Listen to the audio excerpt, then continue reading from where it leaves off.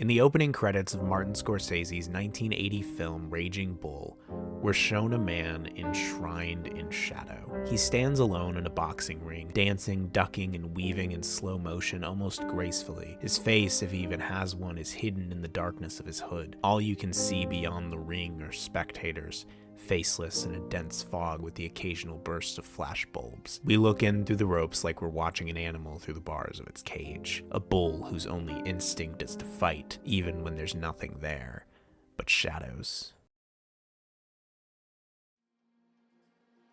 I'm not really a sports person. I'm sure you're shocked. But growing up in a sports-loving household, I think it was inevitable that some of that love was going to rub off on me in some way. I'm not especially competitive. I don't care about statistics or who was truly the greatest player of any given game. But as a self-professed lover of stories, I couldn't help but see the fairly obvious resemblance between the stories I was reading and the matches being played on TV. There's a simple central conflict, a beginning, middle, and end. There are underdogs, rivalries, comebacks, and upsets, glory and tragedy, heroes and villains. Every sports match is a story. And as such, it's only natural that movies surrounding these conflicts would be made. There's already a story built in. The job of the storyteller is to just fill in the gaps. Put some thematic meat on the bones, if you will. Take an unintentional story and make it intentional. Explore the characters, the people involved, and what this all means to them. And while just about every sport has a myriad of movies, the most interesting to me has always been the boxing movie. There's a strange sort of prestige to boxing movies that I don't think is found in other sports films. On the list of the 11 sports films with the most Oscar nominations, boxing is the sport that shows up the most. And out of the 3 sports films that have won Best Picture,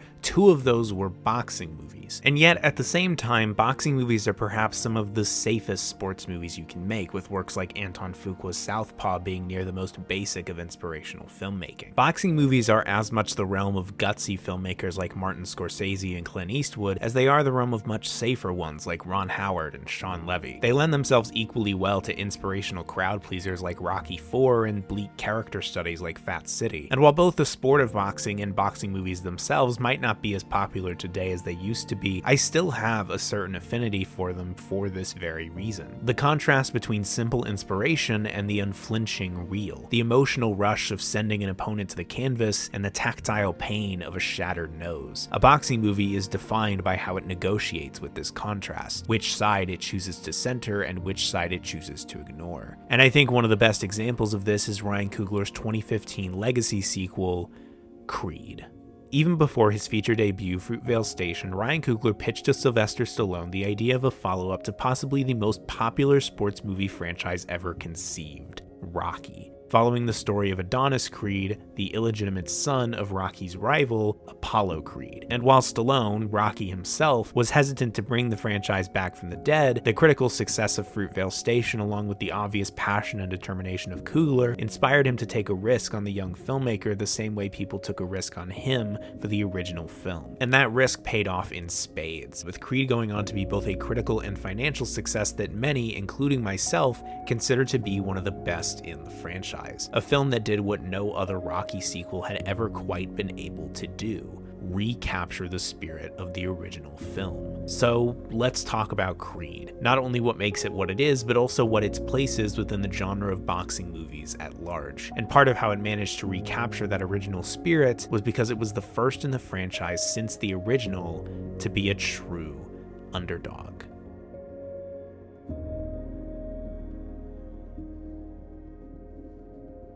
Creed was a movie that had to live up to a legend. Rocky is possibly the most popular sports film ever made, and one of only 3 sports films to ever win Best Picture. Rocky Balboa himself is perhaps one of the most well-known and beloved characters in American cinema to this very day. Everyone knows who he is, even if they've never seen the movie. Everyone knows Gonna Fly now, and they know exactly what movie it's from. These steps leading up to the Philadelphia Museum of Art are probably more popular than the Philadelphia Museum of Art. That is a legacy. And how do you even begin to live up to that? This spin-off with a director nobody outside of film festival circuits really knew, a franchise that, while popular, was known for sequels that just weren't up to par with the original. This was a movie that no one, and I mean no one, thought had a single chance in the world, just the same way that Rocky wasn't supposed to have a chance. Now, of course, Creed being a Rocky movie for all intents and purposes meant it was probably going to make its money back, a sure bet that the original film certainly didn't have. But whether it would manage to live up to the spirit of the original, whether it would be accepted by fans of this franchise as a respectable entry, let alone a solid film in its own right, in that it truly was an underdog, a mere mortal seeking to rise to the level of a god. Ali ready, Foreman ready, we're waiting for the opening bell. In the 1996 documentary When We Were Kings, director Leon Gass presents to us a portrait of perhaps the most popular boxer of all time, Muhammad Ali, as he prepares for one of his most well-known fights against George Foreman in what was known as the Rumble in the Jungle. While the movie is about many things and follows many different characters, including both the infamous promoter Don King and the ruthless dictator of Zaire Mobutu, the film always makes its way back to Ali himself. This charismatic and confident figure loved the world over, who was still considered to be the underdog in a fight against a younger and stronger opponent. And at first, the fight itself seems to only confirm that Ali wasn't ready for this. Ali was past his prime, stuck against the ropes as Foreman pounded on him. But as the fight went on, Foreman began to tire, and Ali's quick jabs to the face throughout had started to have a visible effect. By the 8th round, Foreman had nothing left, leaving him wide open for Ali's attacks, knocking him down to the mat, the referee calling the fight before he could even count to 10. Ali was using what became known as the rope-a-dope technique, playing possum on the ropes while Foreman threw big, wild, but ineffective punches until he became exhausted, giving Ali his window to finish the fight and regain his title as champion of the world. In the film, the fight takes on an almost mythic significance. The way it plays out seems like a mythic tale of a great deity outsmarting a lesser being. It's a battle that wouldn't feel out of place in the Epic of Gilgamesh or some other ancient story of incredible heroes. There's even a small subplot in the film of Ali supposedly going to see a spiritual healer that told him a succubus would destroy Foreman before the fight, something that feels like it was lifted directly from a Greek myth. I tell you about this movie and this event because boxing, at least in its prime, always had this strangely mythic quality to it that few, if any, other sports had or have. People like Muhammad Ali reached a level of near godhood in the public eye. The ring was a sacred space where men fought not just each other, but what they represented. Ali wasn't just a popular fighter, he was a symbol of African pride against George Foreman's seeming indifference to his ancestry. The film makes sure to include how Foreman came to Zaire with a German Shepherd and connects that back to how Belgian colonizers used that breed as police dogs. And while there's nothing in the film that truly insinuates that Foreman meant any offense by this action or was generally hostile towards Africa or Africans, this symbol is very useful in creating that narrative and positioning Foreman as Ali's symbolic opposite. I think part of the reason boxing takes on this significance is the sport's individuality. While there are many people who make fights happen, several people in the corner of any given fighter, the individual identity of a fighter is what takes center stage in the show. Their histories, their beliefs, their attitudes. A boxing match isn't two or more teams of multiple people with maybe a few standout characters spread throughout the league. It's two singular personalities that are simplified and extended to greater significance in order to make them a symbol, something greater than themselves. In the original Rocky, Apollo Creed is very aware of this. In that movie, Apollo is as much a showman as he is a fighter. He's as worried about the story a fight is telling to the audience as he is about actually winning the fight. He gives Rocky Balboa, this unknown fighter struggling in poverty, the chance to become heavyweight champion of the world. But he doesn't do it out of the goodness of his heart, he does it because he knows that it will make for a great story. A lot of other people in this country are just as sentimental, and there's nothing they'd like better than to see Apollo Creed give a local Philadelphia boy a shot at the greatest title in the world on this country's biggest birthday. Apollo himself even acts as more of a symbol in the film than a character, representative of the hollow, propagandistic nature of the American dream. Flashy, colorful, and bright, a beautiful promise, but ultimately indifferent to those at the bottom of the socioeconomic ladder until they can be used and exploited. Apollo wants Rocky to be nothing more than a symbol too, a prop, a lesser deity for him to smite. And in Creed, that's the version of Apollo that Adonis knows. In the universe of the Rocky films, Apollo is considered to be one of the greatest boxers boxers of all time, while Adonis was just the result of his moral weakness, the byproduct of an affair that the world doesn't even know about. In Greek mythology, while Apollo was a god, Adonis was a mortal, and I think that dynamic is very much true of Adonis and Apollo here. Donnie never knew his father, not even as a baby. He died in the ring to Ivan Drago before Donnie was even born. He spent a large chunk of his life not even knowing that's who his father was. I don't have no father. What did you say? I said I don't have no father. The insinuation seems to aggravate him, like the very idea of him having a father is offensive. And it's only with Marianne's show of love and affection, her offer for him to come and stay with her, that he uncurls his clenched fist and becomes curious of who Apollo was. But long before he knew Apollo as his father, he knew him as one of the greatest boxers of all time. Apollo might as well be a god to him, a figure of immeasurable power that he, as a mortal, cannot ever truly connect with, stuck in the shadow of a father he never knew. And Adonis's feelings towards that are contradictory. On one end, he seems to take a lot of pride in who his father was and the legacy he left behind. When Rocky tells him that Apollo won their third fight, Adonis wears this proud little smirk as he walks out. When Rocky is telling him about the fight that killed Apollo, expressing regret for not stopping it when he could have, Donnie responds with, Maybe he wanted to go out like a fighter. Maybe you did exactly what he wanted. I think he'd rather be here, talking with you. He looks at his father, the god, and sees something he's proud of, something that's a part of him, something to look up to and make proud. That's one of the reasons I think he becomes a fighter to begin with, because he wants to live up to that legacy, to that godhood. But on the other end, there is a certain resentment that Donnie has towards his dad. When he's watching the second fight between Rocky and Apollo, he begins shadowboxing, mimicking the fight, and he takes on the role of Rocky, not his father. He takes on the role of the man pummeling Apollo, his shadow imposed on Rocky's figure in the video like he's the one hitting him. And I don't think I need to explain the subtext there. Adonis is also obsessed with making it on his own, not wearing the Creed name, taking pride in his self-reliance, his ability to take care of himself, train himself, do everything alone. Like every punch I ever thrown has been on my own. Nobody showed me how to do this. His father left him. Maybe he didn't do it on purpose, but he got the shit kicked out of him, got hurt as bad as you can get hurt in this sport, and he still chose to go back out there regardless of the potential consequences, regardless of the people who may need him to be here. Adonis wants the reason for that to be something great, something almost unknowable, something that would only make sense to a god. He wants it to be something beyond pure selfish pride. He looks at his father, the man, and he sees someone who abandoned him, someone who didn't care enough about him to take a blow to his pride in order to be around long enough to meet him. And with these two sides, Adonis doesn't really know what to do with his father in his head. He's stuck in the middle of this internal conflict, this contrast between his father's godhood and his humanity. He's not really sure who his father was, not sure who Apollo is to him, and as such, he's not really sure who he is, not really sure what his purpose is. Is he trying to live up to his father's legacy, or is he trying to prove that he never needed his father to begin with? That's why I think he goes to Rocky in the hopes that Rocky will train him. Who better to train him if he wants to stick it to his father than the man who became his ultimate rival? But also, who better to do it with if he wants to respect his father's legacy than perhaps his father's greatest friend? If nothing else, maybe Rocky will know how to resolve that contrast, being stuck once in a similar position. Rocky was himself a god at one point, but unlike Apollo, he didn't die in the ring. He kept going, kept aging, lost the people that mattered to him the most, and now he sort of becomes something of a fallen deity, much less graceful, much less powerful than he used to be. A man out of time who is all alone in the world. His beloved wife died a long time ago to cancer, his best friend died a long time ago too, and his other good friend died in the ring long before either of them. Rocky is a man who used to be a god, used to be shrouded in glory the same way Apollo was, but now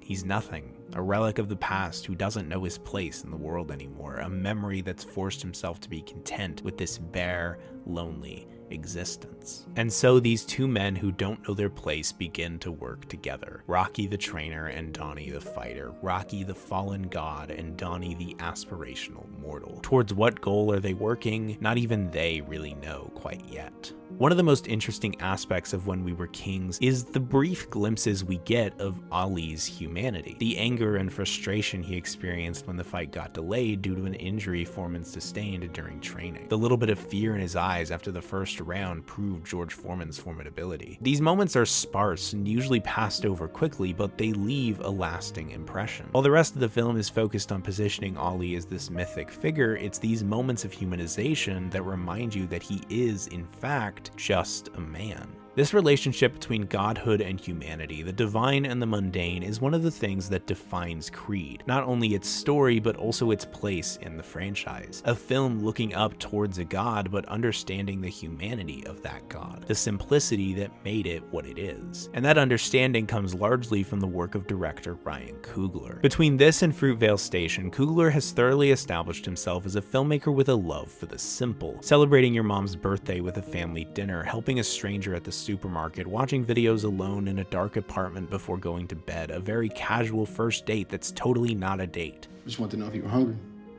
Not a date. Right. It all just feels so intimate. Watching a Ryan Coogler movie can often just feel like watching real people go about their daily lives. He has an incredible sensitivity. He has a ferocious curiosity about people and a real hunger and thirst to find the truth. Coogler wants to let you into these people's lives and these environments so fully, immerse you in them farther and farther until the barrier between you and the world of the film becomes so thin that it might as well not even be there. And this franchise hasn't had that level of intimacy since the original film. The entire first half of that movie is pretty much just Rocky going about his days, awkwardly flirting with Adrian at the pet store, doing his job as a money collector who doesn't really want to hurt anybody, feeding his turtles. And Coogler not only brought that intimacy and love for the simple back to Rocky, it also, in my opinion, greatly enhanced it with two specific things. For one, Philadelphia feels more alive here than it has in any other Rocky movie before it. This place feels real, which makes some sense because it is real. But it's not just a backdrop for the drama of the film, it is a character in itself. It's brimming with all kinds of life and energy. People just living their lives that started before Donnie showed up and will go on after he leaves. To make this effect even greater, they chose to make the California sets at the beginning of the film mostly these big, wide open spaces with plenty of empty room. But when Adonis gets to Philadelphia, most everywhere is filled with bodies, crowded and active and constantly moving independent of Donnie's place in it. And the second thing is that Ryan Coogler loves himself a long take. I swear, almost every other shot in this movie is one. These lovely moments that give you a chance to just sit with a character or an emotion. Editors Claudia Costello and Michael P. Chavert disallowing you the grace of a cut that would let you escape it. But these long takes are most noticeable in the film's consistent use of tracking shots, following a character through a space and giving you such a strong sense of the space's geography that it becomes nigh on impossible to get lost in it. And along with the wonderful work of DP Maurice Alberte and production designer Hannah Beachler, these long takes help to elevate these spaces and create that sense of intimacy within them. At times, it almost feels like Coogler is actively trying to convince the audience that this isn't a set, this isn't a green screen. This is a real, tangible, physical place that you could go to if you wanted. You could step on these floors, feel these walls, feel the leather on the punching bags and the canvas floor of the ring. Coogler wants you to be with these characters in these spaces, not watching them, but being with them. And this beautiful sense of intimacy and tangibility is felt most in what are possibly the film's most standout sequences, the fight scenes. But before we talk about that, I think we need to take a slight detour into talking about a theme that boxing movies have no choice but to engage with on some level, because it's the most crucial and defining element of the sport. You never got me down, Ray. You hear me? Never got me down. Jake LaMotta, the main character of Martin Scorsese's Raging Bull, is a character defined by shadows. The fictions he invents in his head after hearing a single phrase, a single slip of the tongue, extracting out of it an entire narrative of those in his life betraying him and trying to hurt him. He is a man dedicated to finding ways to become the victim in any given scenario when he's really the monster. An abusive, controlling man and a scathing indictment of American conceptions of masculinity. The world calls him an animal, and it makes him angry because that's the only way he knows how to react. He lacks the emotional intelligence necessary to face his own flaws and consider the possibility that he is a bad person. The only real way he knows how to deal with his problems is to either hit them or threaten to hit them. You break anything in there, I'm gonna kill you.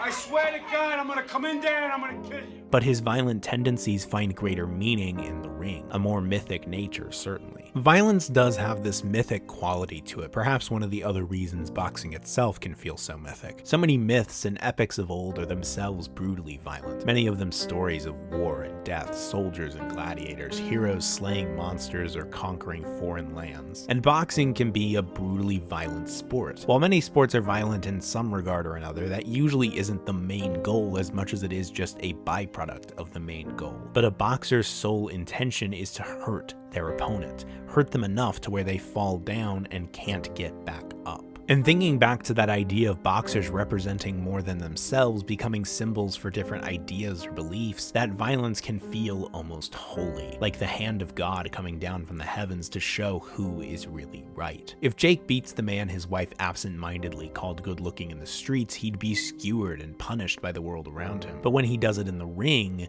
it becomes a strange sort of divine justice. When he's in the ring, the world doesn't see him as an animal, but as a champion, perhaps even a mythic hero of old. But the moment he steps out of that ring, he's just an animal again, a monster. He'd rather be the victim, but I think he knows he's the monster. I think that's why he's so quick to jealousy, so quick to believe that the people around him are doing things behind his back. He thinks that's what he deserves, so that must be what's happening. I've done a lot of bad things, Joey. Maybe it's coming back to me. And that brings him eventually to his final fight between him and his longtime rival, Sugar Ray Robinson. He fights him for a little while, but eventually he just leans back against the ropes and practically begs Robinson to hit him. And visually, Robinson becomes positioned as a giant, an avenging angel punishing Jake for all of his sins, all of his wrongdoings, illuminated by the light of God behind him, casting a dark shadow on the sinner. He hits him over and over again, accompanied by this droning, screeching background noise that sounds like it came out of a horror movie. The right hook sends blood spewing from his nose out onto the audience. The ref has to stop the fight, declaring Sugar Ray the winner. But when it's all done, Jake goes to him and tells him one thing. You never got me down, Ray. You hear me? Never got me down. He let Sugar Ray beat him bloody because he thinks that's what he deserves for all the horrible things he's done, all the terrible sins he's committed against the people in his life. But he wants to be the victim, someone who isn't the cause of all his problems, but merely the receiver of undue punishment. The man who perseveres through it all, the man who never falls down. His mindset is one of stagnation. Maybe he does deserve to be punished, and maybe he does know that, but he will never change for as long as he can still find some pride in withstanding it. The violence here is being used in a mythic manner, but it is also used to reveal the simple, almost pathetic human reality of that violence. The way that violence becomes merely an extension of a masculine unwillingness to truly engage with your actual problems. Perhaps that's why violence features so heavily in ancient myths to begin with. Not because there's anything about it that's inherently divine, but because we desperately want it to have more meaning than it really does. The violence is the main appeal of boxing, and to a certain extent it's the main appeal of boxing movies. With the occasional exception like Fat City, a boxing movie is spending almost its entire time building to a fight or fights, and those fights often become the most significant aspects of the film. We all love a good fight scene, and one of the reasons I love fight scenes is their inherent wild emotionality, as in people don't usually get into fights when they're calm. Fight scenes often become these explosive showcases of emotional storytelling, taking emotional narratives narratives and expressing them through entirely physical, visual, and expressly violent conflicts, whether it's the mythic shadows of Raging Bull or the unashamed sentiment of Rocky II. In one way or another, boxing movies have to engage with boxing's violent nature. Even a refusal to engage with it feels like a statement. But how does Creed engage with it? What does Creed have to say about this most vital aspect of the sport it's depicting? Well, I think there's no better way to talk about that than to talk about the fight between Adonis Creed and Leo Sparino. This fight comes at a time when Donnie isn't sure of himself or his own abilities. He's fought before, but never in a professional fight like this one against the undefeated number 4 ranked light heavyweight in the world. And so, of course, he's nervous that all the training he's done, all the work he's put in, won't be enough to prove that he can do this. And Ryan Coogler chooses to show us this fight through what else but a nearly 5-minute long singular shot circling around and weaving in between the two fighters as they go toe to toe. A shot that I cannot truly show you the absolute majesty of because I would be buried underneath copyright claims if I tried. But if you haven't gotten to see it, trust me when I say that it is staggering to witness in real time. An exceedingly simple yet intricately choreographed scene where not a single moment is spent outside the ring. The audience is directly in the middle of the action at all times, forcing them to pay full attention to the story being told through nothing more than the physicality of the two fighters. The fight lasts 2 rounds, and the first is spent watching Adonis throw big punches, usually miss, and be delivered massive counters. His jabs and body shots are weak and ineffective. He keeps getting pushed into the ropes of the corners, and the one time he manages to take control, it's over before he can do any real damage. The crowd is chanting Leo's name by the end of the round. While Donnie is able to mostly keep up and keep himself protected against anything too rough, he's constantly stuck on the defense, constantly under pressure, being pounded by harsh body blows while he's just trying to land a punch. And he goes back to his corner where he's surrounded by his team, the people there to help take care of him and keep him going in the fight. Prior to this, we saw a montage of Donnie having to train for this fight at a small gym with a bunch of nobodies. And Adonis struggles to train there, expressing frustration over the fact that he wanted to train with Rocky, the legend, not a bunch of people he hadn't even heard of before. But it's only when he starts working with and trusting them that he really starts to see results and he starts to grow as a fighter. And it's here, being surrounded by those very same people while listening to Rocky's advice, that he goes back into the second round with a new determination. He's more patient, not throwing as many wild punches in the hopes that something sticks. Instead,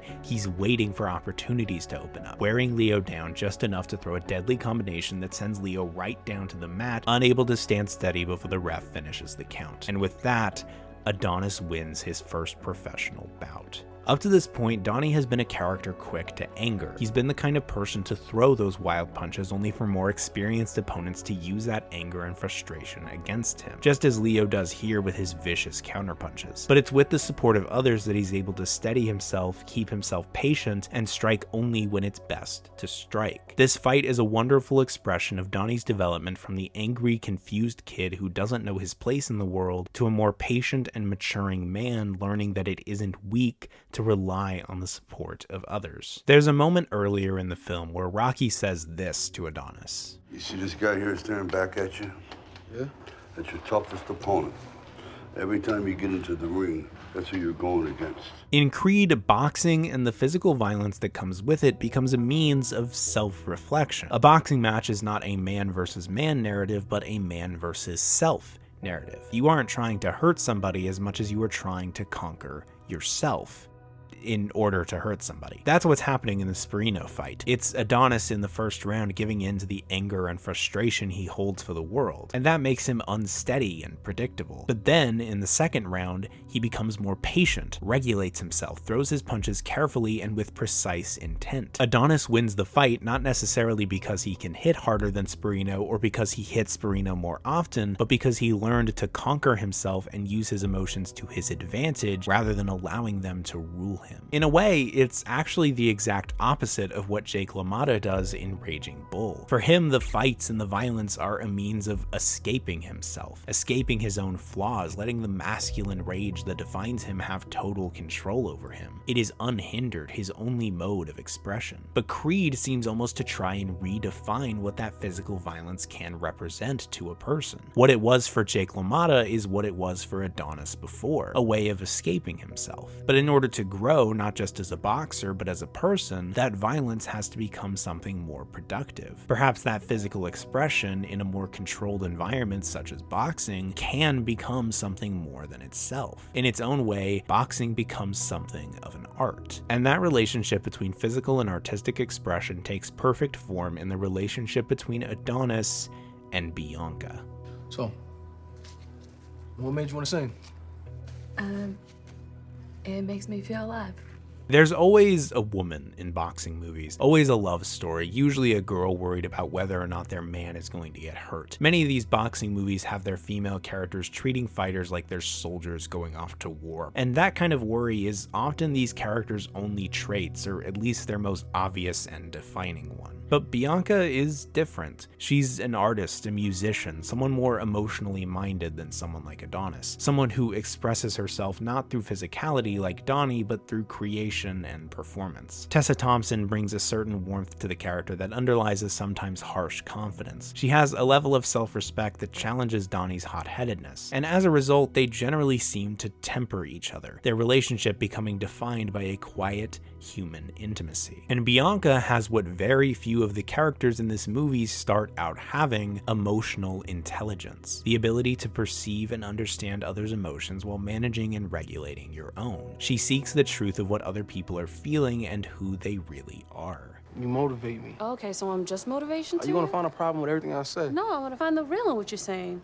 It's no secret that emotional intelligence is often considered a much more feminine trait, just as violence and physicality are often considered much more masculine traits. But Bianca's expressions of emotional intelligence and her desire to find the truth in Adonis soon begin to take an effect on Adonis's own willingness for emotional vulnerability. Over time, he's willing to tell her about who he is, where he comes from, and what he's going through. When he's given the chance to fight Ricky Conlan, the current light heavyweight champion of the world, it's under the condition that he uses the Creed name. But by the time this occurs in the film, he's willing to go to Bianca with that discomfort. I mean, weren't Apollo and Rocky like best friends?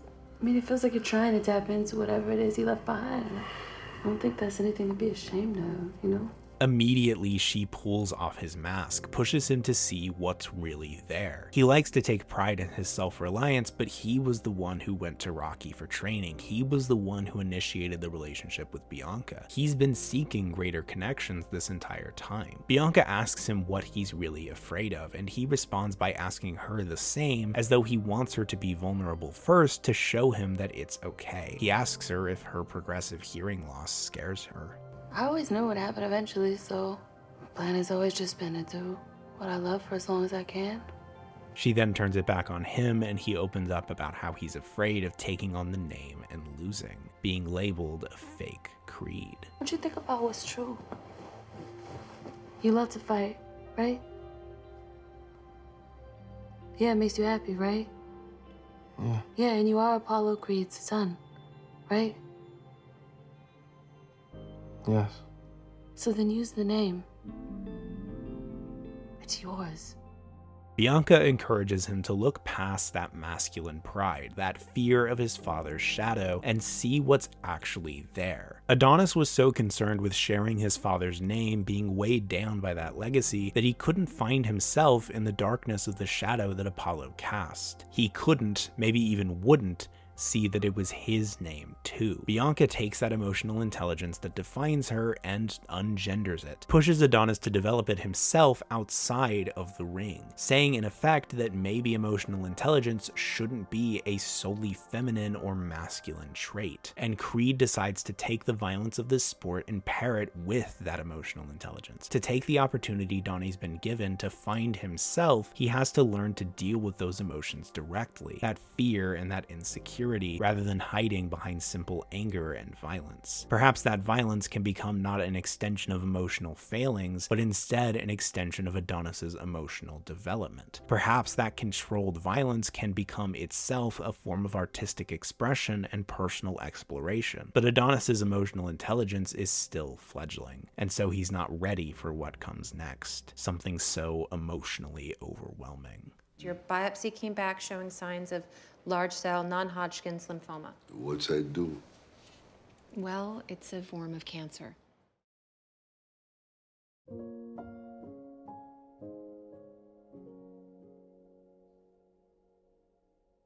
Boxing movies have always been fascinated with the idea of tragedy. Oftentimes, it's because for something to feel its most inspirational, it must be preceded by some level of tragedy. Something that puts the boxer we're rooting for in an underdog position. Whether that's something like Southpaw, where their wife is killed and their daughter is taken away from them, or something like Cinderella Man, where they're desperately trying to make it through the actual Great Depression. But those boxing movies are about overcoming tragedy, getting back up after being knocked down. It's the ultimate metaphor of boxing. Perseverance, the indomitable resilience of the human spirit. I think one of the major reasons Rocky itself has continued to remain so popular over the years, the reason why we continue getting movies in this franchise, is because it so directly tapped into that metaphor. It's easy to forget because of where the franchise ended up, but the original Rocky is kind of a deeply sad movie. It's drenched in the quiet melancholy of a man whose life doesn't seem to be going anywhere. And through that, it becomes a movie about persevering in spite of your circumstances, pushing past your limits to prove that you have as much a place in this world as anyone else. Not because you can win, but because you can fight. And the world will beat you down, put you to the canvas more times than you can count, and in the end, you will probably still lose, but you have to keep getting back up to find Adrian in the crowd. It's a beautiful conclusion for the movie to end on, and it's the reason I think Rocky continues to stay in the public consciousness. The idea that life is worth living and that pain is worth persevering through for the simple truth that love does exist. But there are other boxing movies that don't use tragedy as something to be overcome, but rather as a fact of life, an inevitable truth. John Huston's Fat City is a bleak character drama about all the non-Rockies of the boxing world. All the fighters that don't ever get the title, the ones that don't even get a shot, the ones that may win one fight or even a few fights but still fall short of anything close to glory. Raging Bull is a tragedy, a film about a man who rises to the top of his sport only to lose it all to his personal demons. His refusal to change leaves him alone, thinking of the old days when he used to be something more than a man sitting alone in the shadows. But I think the boxing film that most exemplifies the genre's tendency towards pure tragedy is the only other boxing movie to win Best Picture besides Rocky. Clint Eastwood's $1 Million Baby. $1 Million Baby is a film of oppressive shadows. DP Tom Stern bathes every shot of this movie in darkness. Even shots where there should be plenty of light have shadows cascading across characters' faces. These people become trapped in dark spaces where light is just a source for the shadows. The film centers around Frankie Dunn, an old grizzled cut man and boxing trainer who spends his days training boxers and reading Yeats, then going home to an old dark empty house, usually to letters he sent to his estranged daughter marked return to sender. But one day, a young female boxer named Maggie Fitzgerald shows up at his gym looking for him to train her. And what follows is generally a pretty predictable film, honestly. It's certainly elevated by its stylistic confidence and nuanced performances, but the tale of a bitter old man learning to care for someone again is a story that's been told many, many times. Yet, it's difficult not to get wrapped up in it. Watching these two's relationship develop from trainer and fighter to father and daughter is really resonant, mostly due to the strength of the character writing. Frankie is a man who refuses to understand things in any way besides logically, refusing to engage with the feeling of things. Some people would say the most important thing a fighter can have is heart. Frank would say, show me a fighter who's nothing but heart, and I'll show you a man waiting for a beating. He goes to mass to rile up the priest with questions about the Holy Trinity and the Immaculate Conception, things that don't make sense when you think about them logically or literally. And his approach to the one love of his life, boxing, is very logical, dominated by rules and technique, in spite of the way that Frankie says boxing is an unnatural act because everything in it is backwards. Instead of running from the pain like a sane person would do, you step into it. And yet, there is still a logic to it. There is still some sense to its backwards nature that Frankie can understand and use. In fact, out of all the boxing movies that I have seen, I think $1 Million Baby is the only one that really delves into the actual technique involved in boxing and treats the sport like the martial art it pretty much is. It's not just a matter of one or two testosterone-fueled training montages where you do sit-ups and hit a punching bag to Eye of the Tiger. It's a matter of footwork, knowing how best to move your body to throw the best punch at the best time. It's not about hitting it hard, it's how good you hit it. And it's that logical understanding of the sport that defines Frankie's character, but it's Maggie's more emotional understanding of it that defines her. If I was thinking straight, I'd go back home, find a used trailer, buy a deep fryer and some Oreos. The problem is, this is the only thing I ever felt good doing.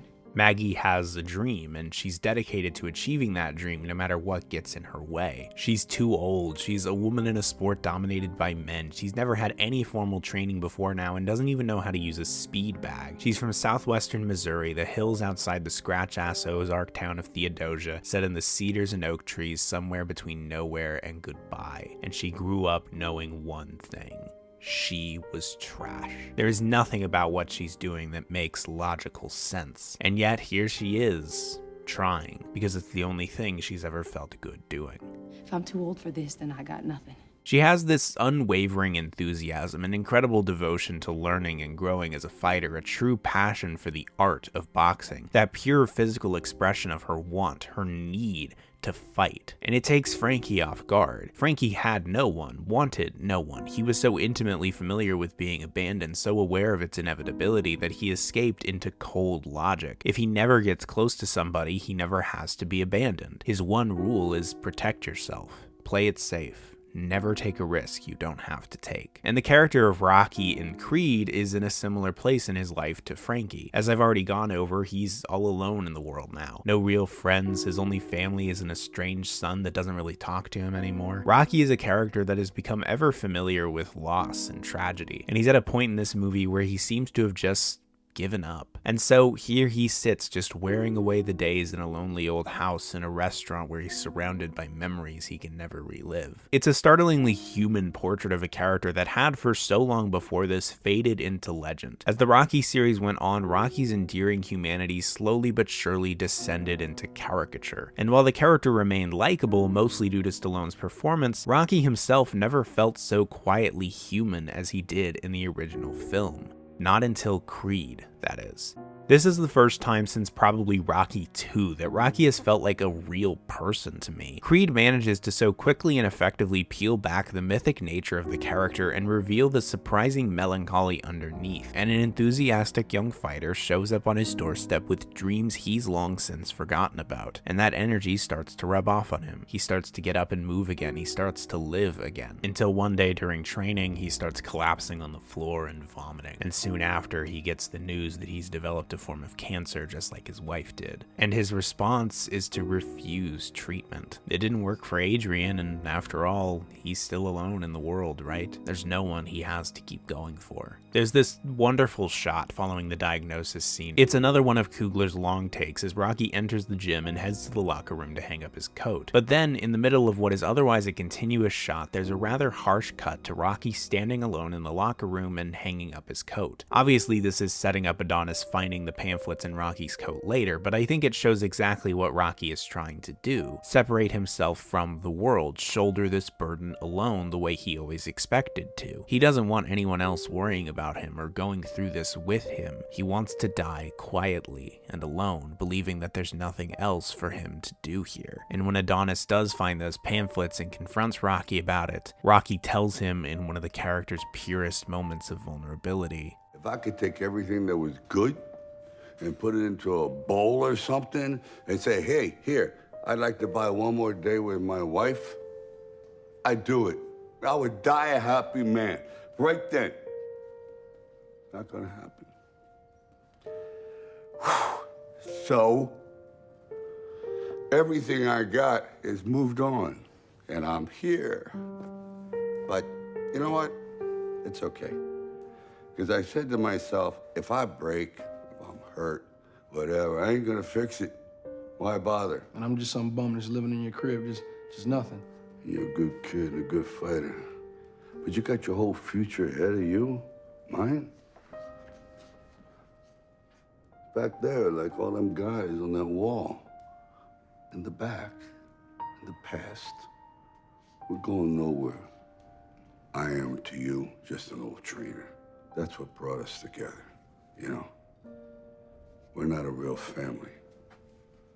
I think this was the biggest risk that Creed chose to take. To take Rocky Balboa, a picture of masculine strength and pride, and put him in such a position of true weakness. A man who has given up on life after everything he's loved, everything that's ever made him happy, is gone. His entire world is nothing more than a shadow on the wall. But for Adonis, this is something he recognizes. A man, a father, abandoning him, so stuck in his own pride that he isn't willing to see that there are people who still want him around, people who still need him. And Adonis just runs away. Rocky says they're not a family, then so be it. Of course that's what he wants. That's what Apollo must have wanted too if he just let himself die in the ring like he did. He must have wanted to leave him behind, must have been so ashamed of Adonis's very existence that he let himself die like Rocky's doing now. This is an affirmation. He goes to Bianca's show, angry and confused, and he gets into a fight with another musician there. Because while he's been developing, been maturing, in the face of this, he's still just an angry kid without a father. And that violence is still so easy to use as an escape. And when Rocky comes to see him in his jail cell, he tries to take back the things he said, realizing how much it hurt him, but Adonis reacts in anger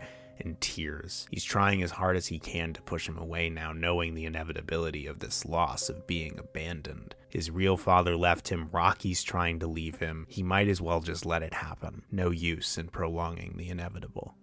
You hate me, that's what it is. Or maybe you're mad with somebody who ain't here, Donnie, who can't defend himself. No. I understand what you're going through, young man. I swear, I've been there.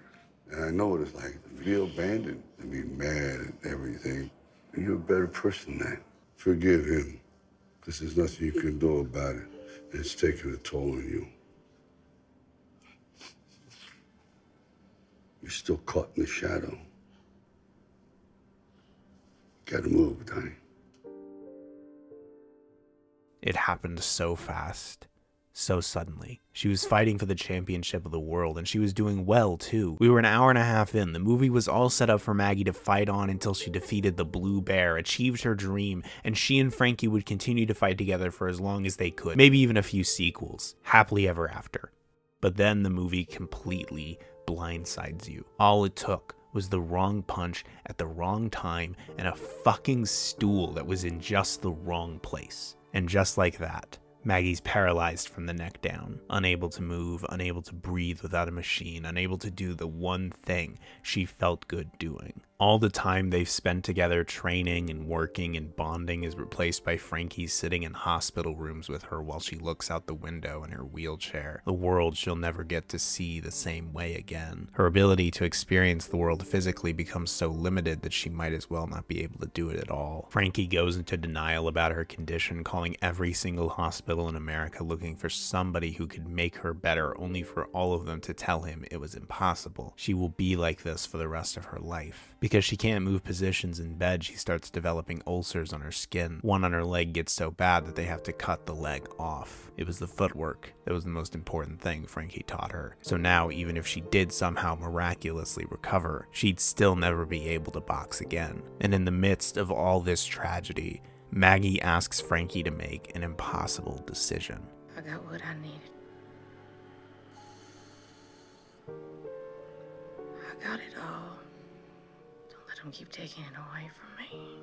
$1 Million Baby is a film about abandonment. It's a movie about a man who's been abandoned by both his daughter and his fighters, often because of his own faults. And the one person who refused to leave him was Maggie. She taught him to stop thinking and start feeling, to stop trying to make things make sense and start trying to just experience the joy of it all. She taught him to take a risk on her. The turn this movie took was a risk, one of the biggest artistic risks I've ever seen a movie take. The kind of turn that if you don't take it exactly the right way, you will crash and burn. The kind of risk that this movie didn't even need to take. You could have just had Maggie win the fight against the bear and ended it right there. It probably wouldn't have won Best Picture, but it would have been more than serviceable. But art needs to take risks. Sometimes it needs to step into the pain instead of running from it. It needs to do what nobody expects it to do. Tell a story that goes beyond simple inspiration towards a greater sense of truth and feeling. There's no logic to this. No obvious right answer. No way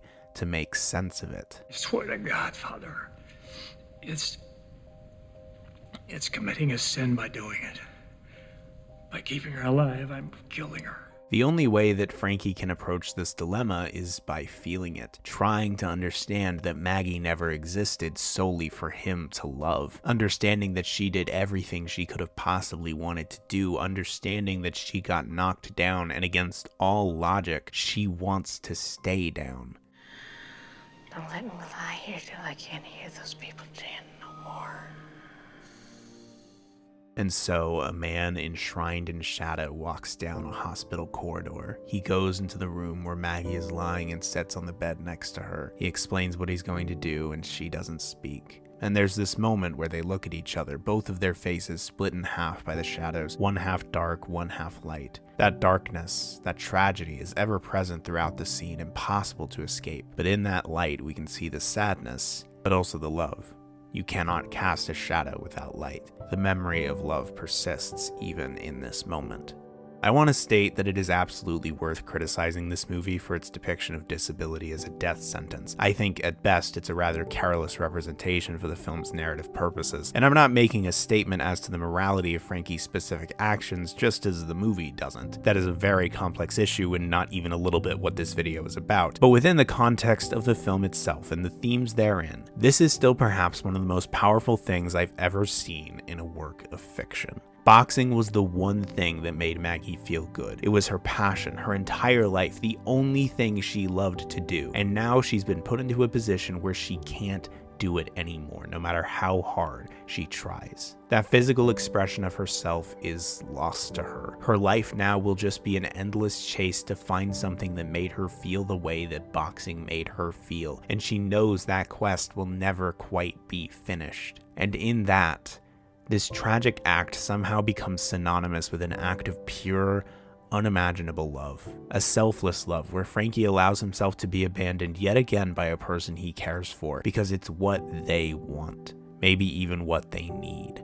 $1 Million Baby is a movie about how opening yourself up to loving another person isn't opening yourself up to the possibility of loss, but to the inevitability of it. Love will not end any other way but in some kind of tragedy. Light will always cast some kind of shadow, but whatever ounce of light still remains, however much of that love you can still see, will make it all worth it in the end. Merely the memory of that love found in a slice of lemon meringue pie at a roadside diner makes it all worth it in the end. This movie takes that very useful metaphor of boxing, the perseverance of humankind, and turns it on its head to show a fighter who has decided not to get up, but to stay down, to realize that they've done all they needed to do and that they're okay with leaving it all behind. It is an expression of the humanity and the strange, inexplicable beauty of tragedy and loss, an expression of the simple truth that real tragedy is just a memory of prior love, set in the cedars and oak trees, somewhere between nowhere and goodbye. Adonis doesn't know what to do. Stuck in that shadow, angry and confused and afraid, he pushes Rocky away and gets shut out by Bianca for assaulting her headliner. He goes to the gym, presumably to let out some steam, only to find it closed. He sits on the ground, literally in the shadow cast by the building. And this kid shows up with his motorbike and recognizes him. Hey, I heard you Apollo Creed, son. Yeah. What's up? It's really small, almost humorous in the contrast on display, but I think that contrast is the point. Adonis is so stuck in that shadow that there is something really wonderful in such a simple observation, someone completely detached from all of what's going on inside his head. This kid saying this so nonchalantly and then proceeding to pop a casual wheelie may be precisely the thing that Donnie needs. All these emotions he's feeling are real and valid, yes, but how this kid sees him is also real and valid. They seem incompatible, and yet they are both true. There exists this simple perspective on who he is, what he represents to a kid like this, or what he could represent to a kid like this. Maybe bearing the weight of that legacy, the fear of failing it, isn't all there is to this experience. Maybe he does sit in a shadow, but there must be some light casting it. Rocky looked at his situation and could only see the shadows of his past, of what and who he used to be, the tragedy of all that he's lost. And he was so stuck in that he couldn't see the love that was right in front of his eyes, the person who needed him to keep on fighting. I don't care. I ain't training if you don't get the treatment. So if I fight, you fight.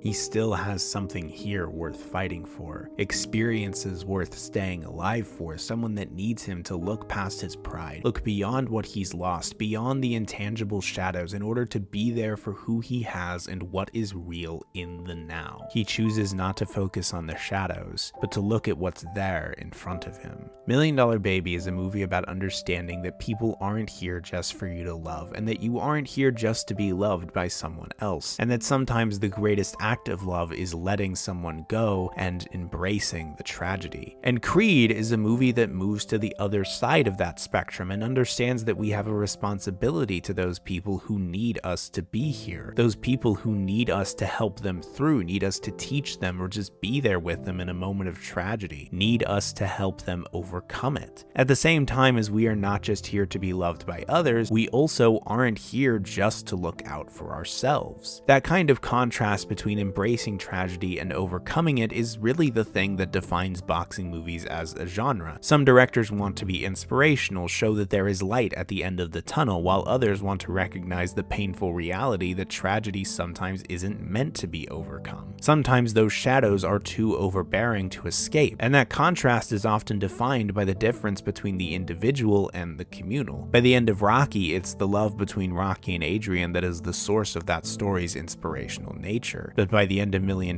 Baby, the tragedy is in Frankie's isolation. He learned to open up his heart again only for it to be broken again. What makes something inspirational might be the recognition that love persists, but what makes something tragic is the acknowledgement that one day the most we'll have is a memory of that love. That conflict between the individual and the communal is what Adonis has been dealing with for this entire movie. Wanting to escape the shadow of Apollo alone, wanting to make it on his own, but also seeking help from others almost unconsciously, even those people directly connected to Apollo. It's that central question: is he trying to live up to his father's legacy, or is he trying to prove that he never needed his father or anyone else in the first place? If he never needed his father, if he can do all of this on his own, then that loss becomes weightless. But the further on he goes, the more he realizes just how much he needs other people, how much he needed his dad to be there for him when he wasn't, how much hold that shadow has over him. He's fought against that understanding for as long as he could, not wanting to face that tragedy, but he can't do it forever, and maybe he never had to. What follows that scene between Rocky and Adonis is one of my favorite montages in the entire Rocky franchise, and you know that's saying something. It's Adonis's training interspersed with the very simple, mundane acts of caring for Rocky. Two contrasting physical experiences going back and forth, two very different kinds of fights that are still somehow the same. Rocky being there for Adonis, and Adonis being there for Rocky. And it ends with Adonis running much like that iconic montage from the original film, but instead of running up those stairs alone, celebrating the achievement in isolation, a proof for the strength of American individuality, Adonis is followed by a community of others, at one point literally surrounded by them, not alone in his struggles or in his growth, but cheered on by them. He is himself at the center of this circle, but he remains firmly a part of and strengthened by it. And when he goes to that fight with Ricky Conlon, he finds a pair of shorts from his mother in the locker room, the same shorts his father wore. But while the name Creed is on the front, on the back is Johnson. And with that symbol, he's acknowledging the past he's a part of while also embracing his own identity. He is as much Adonis Johnson as he is Adonis Creed. He isn't just one or the other. He is the intersection of both those parts, formed by the past and the people who love him just as much as his own personal experiences and tragedies. And he wears those shorts as he walks into the ring, booed by the crowd, to fight Ricky Conlon.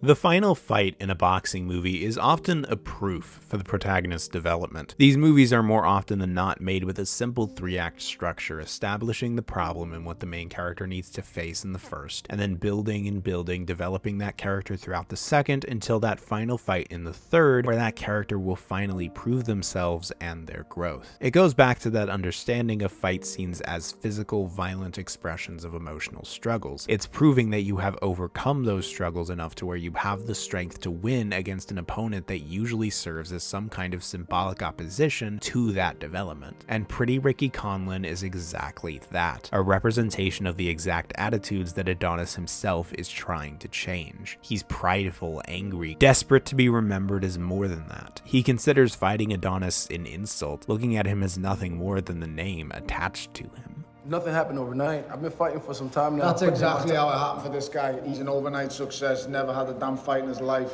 He's got this shot because he found that name last night. He proves that he can rile Donnie up, proves that Adonis hasn't yet pushed entirely past that insecurity. Fighting Conlan is just as Rocky said before. He's fighting himself, even more literally now than with Sparino. He's fighting the very representation of that insecurity and fear. And from the very beginning of the fight, Conlan is using Donnie's anger against him. Nice shorts, boy. Too bad your daddy ain't need to fight in them. And what results in the first round is very similar to what happened in the first round of the Sparino fight. Adonis is throwing big, wild punches, desperate to make some kind of contact, only for Conlan to easily dodge and counter each and every one with the help of his much greater reach, and his power shots leave Adonis 2 days to keep up with his speed. The only reason he survives the first round is the bell. Rocky gives him some advice in the corner, and he's quickly back out there, a bit steadier, a bit more patient, and he's actually calling for Ricky to throw punches, trying to make opportunities for himself, only for Conlan to keep dodging, keep countering. But Donnie keeps taunting, goading him on. Conlan throws a left jab and misses, pounds the body. Donnie drops and comes back up with a massive right that stuns Conlan and pushes him back. They start going back and forth with each other, but neither of them will go down. The bell rings and they have to pull the fighters away from each other as Conlan starts to realize that Adonis isn't going to be an easy match like he thought, and Adonis realizes that he still has a chance. The next 3 rounds fly by, with Ricky managing to keep Adonis at bay, but not without a few missteps. In the 5th, the lights go down, leaving them to fight in this black void reminiscent of Raging Bull's fights, as those shadows continue to cast down on Adonis, and Ricky continues to wear him down. Adonis is tiring, growing weaker with each passing round, letting the negative thoughts get to him. He's just too fast, his reach is too long, I can't keep going like this. Only for Rocky to continue talking to him in his corner, telling him that he still has a chance and that Ricky Conlan isn't as invincible as he thinks. It's you against you. Me against you. That's right.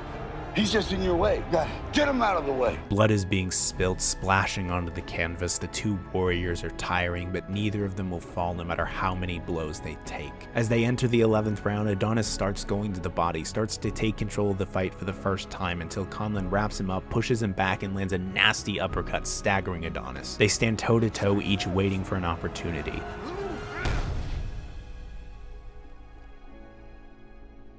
All goes quiet. Adonis looks like he is out for the count here. Conlan begins to celebrate, thinking he's won. And as the noise of the crowd fades out, what pushes through the quiet is the sound of Rocky's voice, Bianca's voice, his mother's voice, all telling him to get back up. We see that angry kid whose mother gave him the love he was missing. We see Bianca and all they've been through together. We see Rocky in his sickness. And finally, Apollo fighting in the ring, smiling.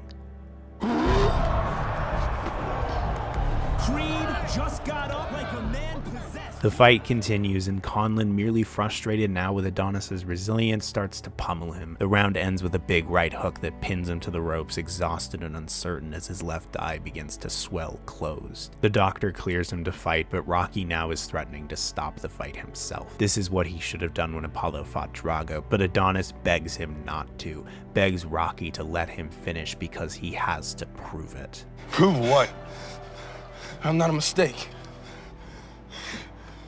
He looks a little surprised at what he just said, like he didn't know that truth until just now, right after he was on that canvas and needed to get up. Every fight, every struggle, every last bit of anger and fear, all of it was about this. Adonis was the child of infidelity, born after the death of a father who didn't seem to care enough about him to stay alive for him. All this time, that's been the thought in the back of his mind. He has to do all this alone, because why would anyone else want to work with this mistake? He has to be angry and aggressive because the moment he stops to think is the moment he has to face that very scary thought. The thought that he doesn't deserve to be here, not just in this ring, but in this world. He doesn't deserve to even exist, let alone be a champion, let alone be happy. This fear is what lies at the heart of Adonis's internal conflict, within the contrasts and contradictions of how he perceived his father and what he's trying to do and how he's trying to present himself is this greater truth. The fear that he's nothing more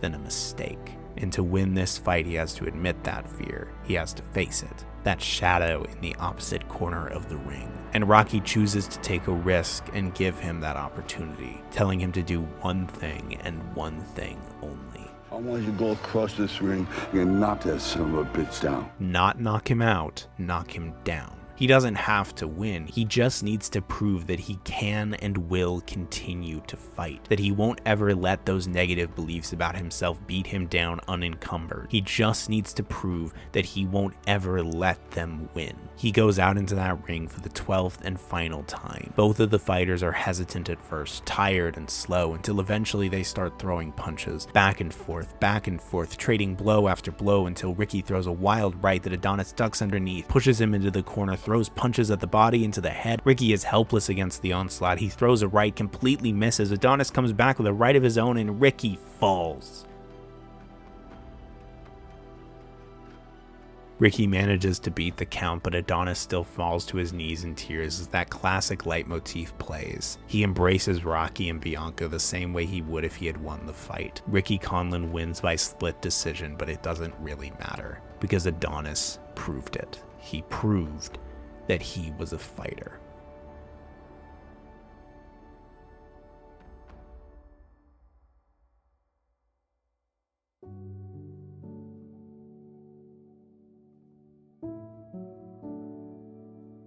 The thing I love the most about Ryan Coogler as a director that he brought into Creed is his simple love for the experience of life itself. There's this undeniable passion for the mundanities of life and the wonder of human connection, but that love is only strong because of its relationship to the tragic. That light is so bright that it can't help but cast some terrible shadows. And what Ryan Coogler does is not run from those shadows or ignore them or even fight them. He simply tries to face them, understand them, work through them in the hopes of reaffirming the beauty of simply living, focusing on the light while still acknowledging the shadows. Donnie spent so much time trying to escape the contradictions and the conflict both inside and outside of himself, but it was only when he faced them that he found the underlying truth of it all, and it was only when he found that he was able to actually overcome it. It can be difficult to look at all the shadows of life, the pain that seems inherent and the loss that seems inevitable, and still find something worth fighting for. If all that is true, how much good could there possibly be? But I think what Creed does, and what boxing movies in general do, is understand that contrast and conflict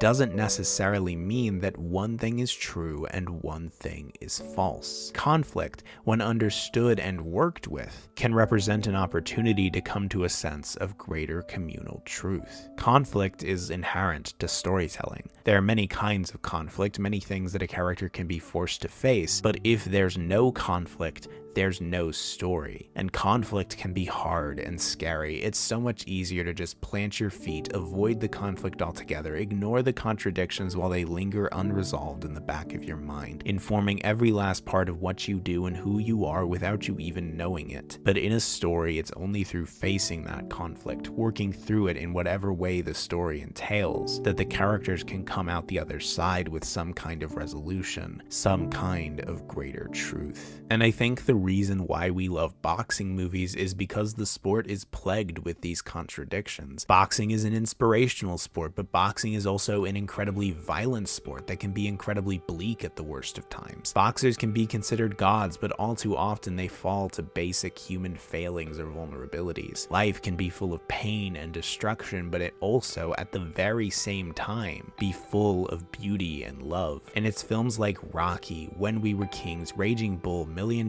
Baby, and of course, Creed, that are willing to face those conflicts and contradictions in order to find that greater truth, one round at a time. The experience of life itself, in all its good and bad, can be art. Fighters can be gods, touch can be spiritual, the simple can be beautiful, and love can always find some way to persist through it all, even if only through memory and the taste of lemon meringue pie. It is a beautiful thing to interact with the world, to become an undeniable part of it. Through the physical expression of ourselves, we become connected to that world and to everyone else that's a part of it. We do not stand alone. We cannot stand alone.